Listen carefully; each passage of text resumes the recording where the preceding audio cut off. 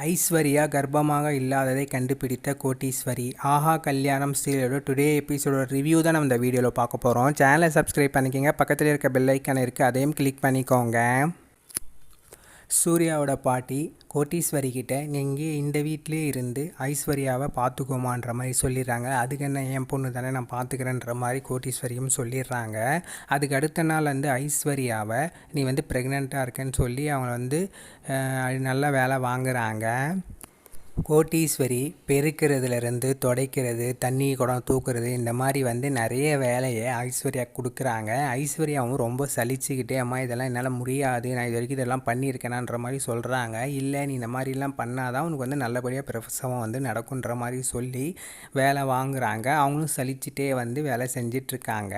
அந்த டைமில் மகா வராங்க. அவங்க மா போட்டுட்ருக்காங்க. ஐஸ்வர்யா ஏன் நீ இதெல்லாம் செஞ்சிட்ருக்கன்ற மாதிரி மகா கேட்குறாங்க. அது கோட்டீஸ்வரி இருந்துக்கிட்டு, உன்னால் கெட்டு போனது உன்னால தான், நீ தான் சின்ன வயசுலேருந்தே அவளை எந்த வேலையும் செய்ய விடலை, அதனால தான் இப்போ இவ்வளோ சோம்பேறி அவள் ஆயிட்டா, அவள் இந்த வேலை செஞ்சு தான் ஆகணும், நீ உன் வேலையை பார்த்துட்டு போன்ற மாதிரி சொல்லிடுறாங்க.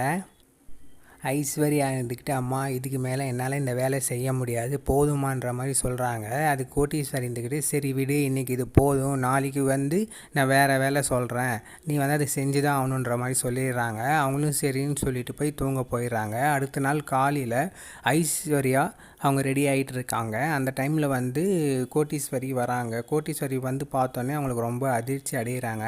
ஏன்னா ஐஸ்வர்யா இருந்துக்கிட்டு அவங்க ப்ரெக்னெண்ட்டாக இருந்தது ரொம்ப நாளாக ஏமாற்றிட்டு இருந்திருப்பாங்க. அவங்க தலகாணி அவங்க வயிற்றில் கட்டிகிட்டு இருக்க பார்த்து ரொம்பவே ஆச்சரியப்படுறாங்க கோட்டீஸ்வரி.